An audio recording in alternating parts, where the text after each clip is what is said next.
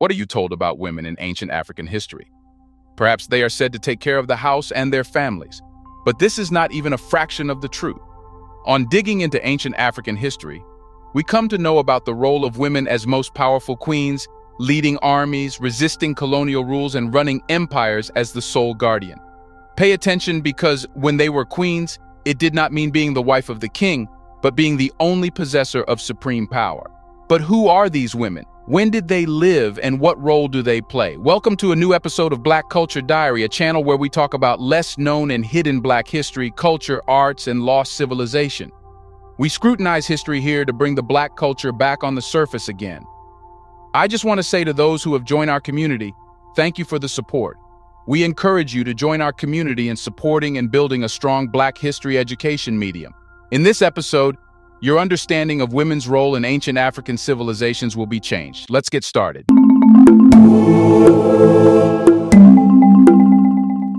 Number 1. Queen Ranavalona I.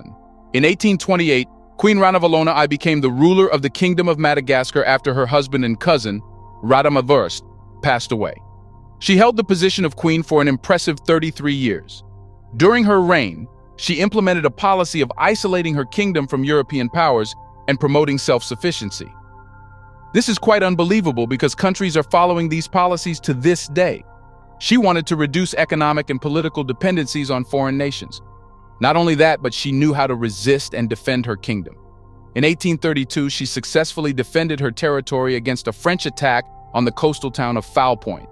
To maintain her independence, Queen Ranavalona also banned the practice of Christianity among the Malagasy population, which resulted in most foreigners leaving Madagascar within a year.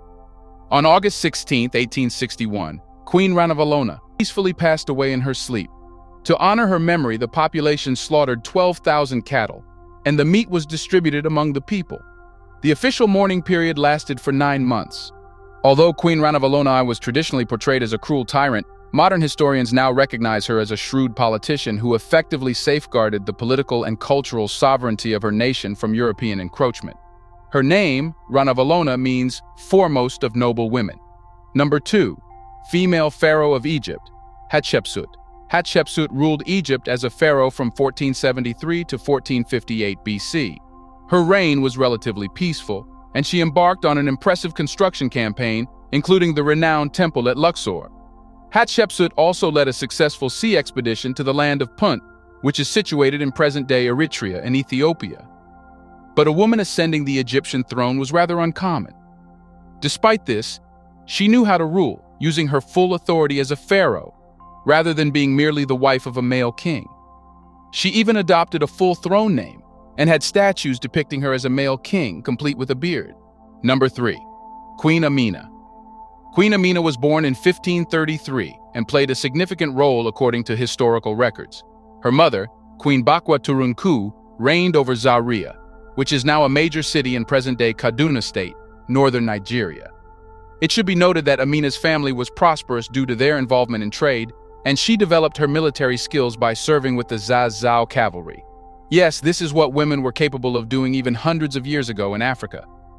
Amina's exceptional abilities and noble lineage led her to become the leader of the Zazao cavalry, earning wealth and numerous military honors. But when Amina assumed the throne of Zazao, she had already established herself as a formidable warrior, earning the respect of the kingdom's military. During her reign, it was believed that gender did not limit a person's potential for holding positions of power, and Amina exemplified this belief. Shortly after becoming queen, she led her first military charge, and for the majority of her 34-year reign, she expanded her kingdom with an army of 20,000 men. Amina aimed to conquer several neighboring cities such as Kano and Katsina, ensuring prosperity for Zazao through her conquests. Before we continue further, tell us, are you enjoying the video? If yes, please like and share the video and subscribe to our channel to watch more videos on Black culture, history, civilization, and identity. Let's continue now. Number 4. Candace Amanirenas. The title Candace or Candace was given by Europeans to queens or empresses of Ethiopia. These women were often regarded as wives of the gods or even as living gods themselves. And the story of Candace Amanirenas remains prominent despite some later historical uncertainties. According to legend, when King Alexander the Great sought to conquer her land in 332 BC, Amina strategically organized her army and confronted him while riding a war elephant. After assessing the strength of her armies, Alexander chose to withdraw from Nubia and turned his attention toward Egypt instead. This single event proves how brave Amina was and how she led a powerful army that could resist all attacks. Number 5. Queen Nzinga of Angola. Queen Nzinga is widely recognized as one of Africa's most respected female rulers who bravely fought against European colonization. Together with her ally Bandi, she waged an unwavering war against the Portuguese in Angola for an impressive 4 decades, from the 1620s to the 1660s. Doing a feat like that for a queen was rather remarkable because during that time, many local kingdoms had already surrendered. But Queen Nzinga was unmatched in her skills as a negotiator and military strategist. She played a crucial role in significantly limiting the Portuguese colony in Luanda, which is present-day Angola, to a small area. It should be noted that Nzinga had 3 main policy objectives. First, she aimed to end the conflict between the Portuguese and her people, which devastated the plateau of Luanda. Second, she sought diplomatic recognition from the Portuguese, similar to what had been granted to the Kingdom of Congo. Lastly, Nzinga aimed to establish a mutually beneficial and prosperous trading relationship between Luanda and European powers. Impressively, formulating such policies and getting them followed was truly phenomenal. Number 6. Queen Makeda. Now let's turn our attention to ancient Ethiopia, a nation that emerged around 960 BC, ruled by majestic Queen Makeda, better known as the Queen of Sheba. According to legend, she was the beloved of King Solomon of Judea and renowned for her beauty and power. In the Old Testament of the Holy Bible, she is portrayed as a chaste and unnamed queen from the land of Sheba, who embarked on a journey to Israel to test King Solomon's wisdom with difficult questions. The queen was deeply impressed by Solomon's great wisdom and wealth, and she offered blessings to Solomon's deity. As the queen returned to her country, Makeda brought back a vast wealth, including 4.5 tons of gold, symbolizing her immense power and riches. She really was a beautiful and influential black woman who converted to Judaism out of love for Solomon. It is believed that she and Solomon had a son named Menelik I, who later became the first emperor of Ethiopia and established the Solomonic dynasty. Number 7. Queen Yargoje. Queen Yargoje ruled Zamfara for 40 years from 1310 to 1350, which is in the present-day northwest Nigeria.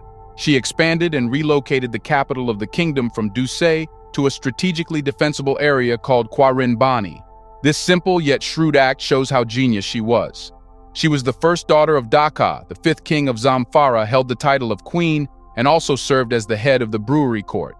This court represented a pre-Islamic mode of worship in parts of Hausa land. During her reign, female chiefs were appointed for the first time in the kingdom. Queen Yargoji surrounded herself with these female chiefs, who were previously unknown. Notably, her reign was characterized by peace, prosperity, and remarkable achievements. Number 8. Queen Poku. Shifting our focus to the 18th century, we encounter Queen Poku, an Ashanti ruler of the Bal people. Queen Poku was born between 1700 and 1720 into the royal family of the powerful Ose Tutu, the founder of the Ashanti kingdom. In the Ashanti succession, the mother's identity held more significance than the father's, since the throne followed a matrilineal system. Poku's importance for succession lay in the fact that the royal heir had to be a child of the king's sister or niece. Queen Poku eventually made the difficult decision to leave Kumasi and establish a new kingdom. She invited other Ashanti families who desired to leave to join her. Together, they embarked on a westward journey, facing treacherous terrains, dangerous animals, and illnesses. After months of challenging travel, they arrived at the banks of the Como River. Faced with a wide and impassable torrent with no shallow crossings or places for canoes, Poku and her followers believed they had to make a sacrifice to appease the river spirits. Initially considering sacrificing a sick woman and her baby, Poku ultimately decided that nothing less than her own son would satisfy the river spirit. With a heavy heart, she threw her only child into the waters of the Como.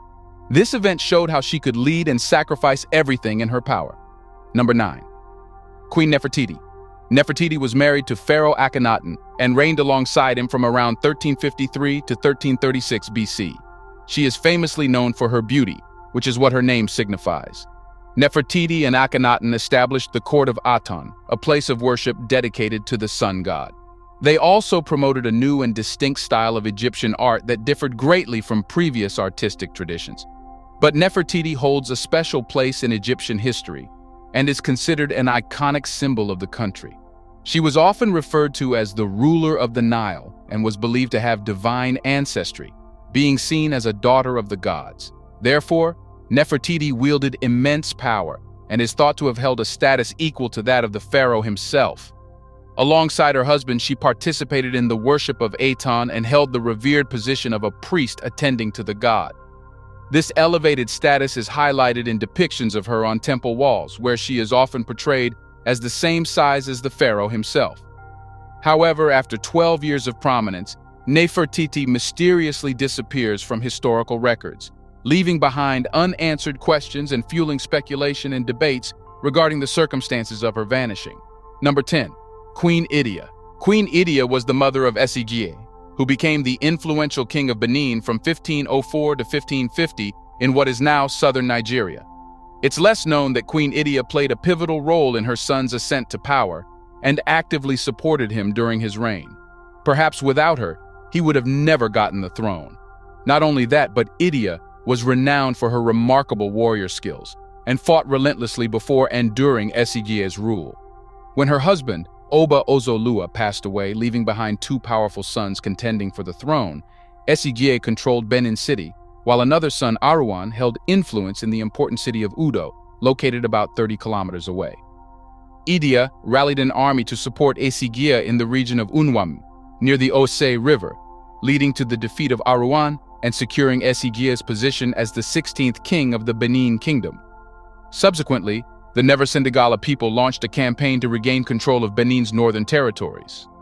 With Queen Idia's support and her knowledge of medicinal practices, she played a vital role in achieving victories for the kingdom. In recognition of her significant contributions, Idia became the first queen mother of Benin, holding the esteemed title of Iyo Oba. Esigye built a palace specifically for her as a queen mother. Did you earlier know about these African queens who held supreme powers? Do you know about any non-African sovereign woman who could be parallel to these African queens? Let us know your opinion on what you think about these most powerful African queens and their roles. Do you want to watch more videos like this one? If yes, subscribe to our channel and press the bell icon next to it. We have decided to bring videos on something nobody talks about: the Black culture, civilization, history, and evidence about how glorious Blacks have been. Thanks for watching, and until the next video, stay tuned.